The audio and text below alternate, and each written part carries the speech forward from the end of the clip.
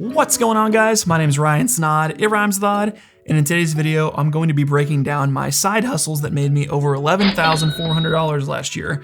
These are all little fun things that you can do if you own a video production company or a camera, so make sure to jump into this video and we'll teach you how to make some extra money on the side. So before we start, I should say that side hustles for me are things that are non-video production income for my business. That's the bread and butter of what we do. It's like 90+% of what we do. But I like doing little things outside of video production for clients to, 1, spark creativity, 2, keep the sword sharp, and 3, scratch kind of these creative itches that I have, whether it's mentorship, whether it's creating content, doing social media.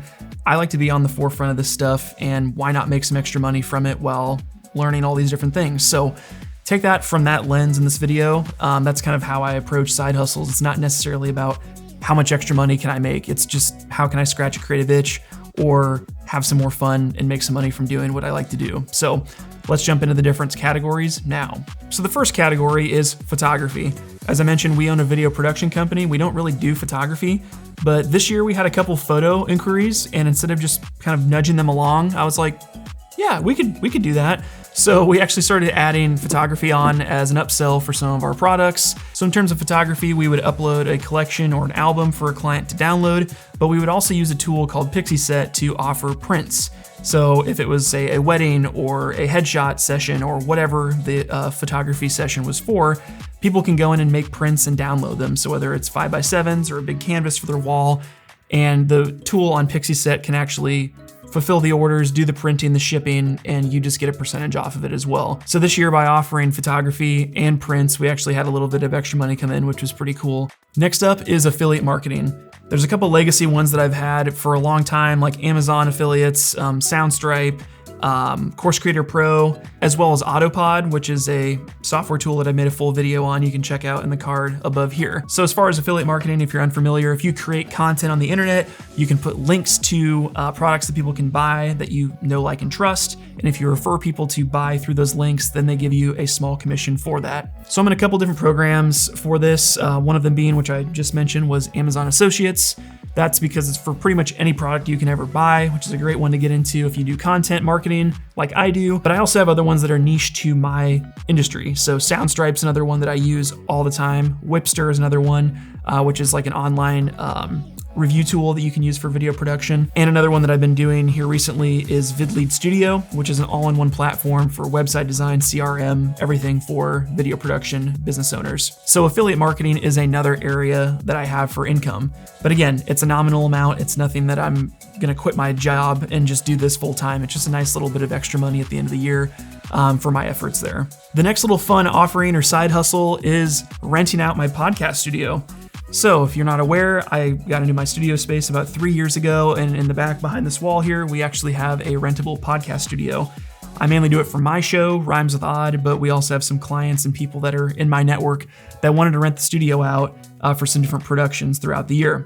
Outside of those projects, we've had a couple ongoing clients that use it for their retainer model, but it's nice just having that as an extra line item that we can then make some money from the studio, and it's not just a hard expense every month, which is pretty cool. Next up on the list is gear rental. I now own, I believe, 6 or 7 cameras, so we don't need all of them all the time. Other shooters in the area will reach out to me and say, hey, do you have your A7S III available for this day? Can I rent it from you for a project? We need another camera. So I have that come up every couple months or so. So we had a couple rentals this year, which just, again, was a nice little chunk of money. I don't ever want to run a rental house. I've had some bad experiences with that personally, and there's a lot of risk with that. So nothing that I really want to grow in that side hustle, but it's kind of nice to have a bunch of hard assets that people want to use. And then if you're feeling comfortable enough, you can rent them out to people for a small fee as well. The next side hustle category is consulting. This is not something that I do a ton. There were some times throughout the year where somebody wanted some one-on-one consulting, whether it's a specific issue or to train a marketing department on a certain topic like YouTube or LinkedIn or whatever other topic that they want to learn about.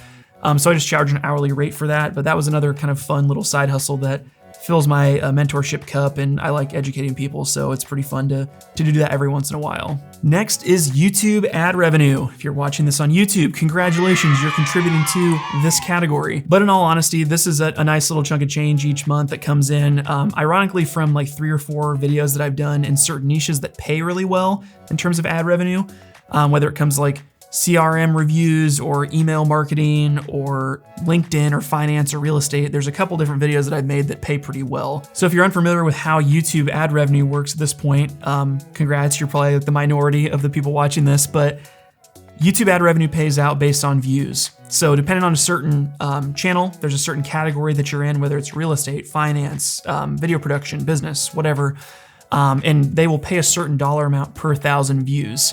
So, and certain categories are more valuable to the algorithm, so they will pay more for those categories.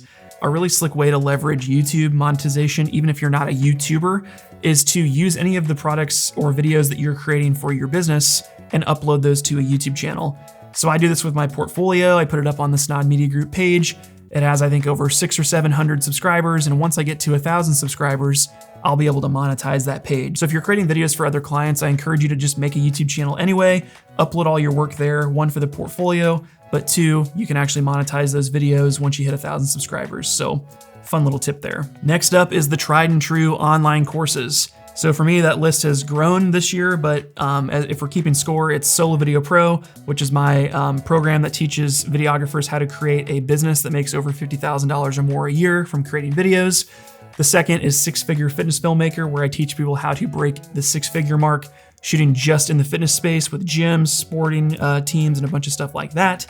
I've also got a new program that I launched this last year, which is the Business Podcast Playbook, where I teach business owners how to produce a professional podcast. So between those three programs, I sell a membership for all of them, and people can pay to get access to all that content as well. The other bad thing is that the industry's kind of getting a bad rap for, like, if anyone educates or charges for their knowledge, that there's some kind of like slimy snake oil salesman or something like that, which I think is kind of a bad rap for the whole industry. But I think the industry is shifting away from online courses, in my opinion, and they're moving more towards done with you and done for you services, where people pay exceptionally more money, but they're getting someone that's going to hold their hand through the process of that transformation rather than just getting access to all the information themselves. So I've learned a lot through building a bunch of online courses, and will continue to do that in the future, but it's been a nominal amount this year, not nearly as much as it has been in the last couple of years. But again, further proof that that's not how I'm making my money, is selling someone on a course. It's just an extra little thing that I do to try to give people more information that they can get even further in where they want to go. In that same vein, I actually launched a new program this year, which was a mastermind. So the Solo Video Pro Mastermind made its debut. This is the first year that I've ever offered a group coaching mastermind, and it was by far one of the highest paying of the side hustles that I did. Also one of the most rewarding and cup filling, if you will, and something I'm going to continue to do because I had a lot of fun doing it, and there was a lot of great wins from the group overall. So we sat down with videographers from all over the country for about 3 months, and we'd meet every single week. I would lecture on a topic for 20 minutes, and then one rotating person from the group would have the floor for the rest of the hour, and we could just answer any questions they had and kind of group think and group solve the problems that are plaguing their business. So really had a fun time with the mastermind. As I mentioned, it was very lucrative, very successful. I had a great time doing it, so I will definitely continue doing this in the future. Closing out some of the different options is stock footage. So this is one that I was kind of reluctant to get into. I actually watched a video on stock footage and how it was a great side hustle for videographers like 5 years ago, and got into the game, uploaded like 50 clips and didn't sell anything. This was like 5 years ago. And I've been steadily adding to my library and growing it. And this year I've had a good chunk of change come through from people buying clips that they want to use on their stock platforms. So it's one of those slow burn side hustles. It's just not a super fun thing to do, of like culling clips and exporting them and uploading them. But I try to make a note if there is a project that I did that is stock worthy, if you will. The drone footage looks good, or there's like a really generic shot that I think a lot of people would want to buy. Then we'll use some of those for the stock library as well. But I want to say my stock library is like 300 to 400 clips now, 300 to 400 clips. So if you guys want to see a full video on how I use stock footage and upload it and how I can make money from it, just leave it in a comment below, and I'll definitely make sure it's on my list for new videos to put on the YouTube channel. But it's definitely a slower burn investment of time. If you're newer to the game and you're trying to find new ways to make money, I would start doing it right away. Get it out there early, get them listed, and then as your business grows, it's kind of one of those things that run in the background. Another category which I broke into this year was Facebook Reels. I'm doing finger guns because it was ridiculously low. I want to say I made like $5 this year from Facebook Reels. So If you were one of the 6 people that watch my videos, thank you for doing that. Again, just a small little nominal amount of money. I know a lot of people are big on TikTok and some other platforms for posting reels, but Facebook just started doing this, so I made a little teensy tiny bit of money, which was kind of funny to have. And then lastly, for my side hustles that I've been doing is my podcast. I had so many people asking me, Ryan, like you're 70 episodes deep in your show, like, do you make money from that? How do you make money from that? So the podcast has been a really fun way that I've been able to monetize this year, offering sponsorship deals for companies that want exposure on the show. So we'll do an episode sponsor. We're also actively looking for a season sponsor to put like their name on the wall in the set.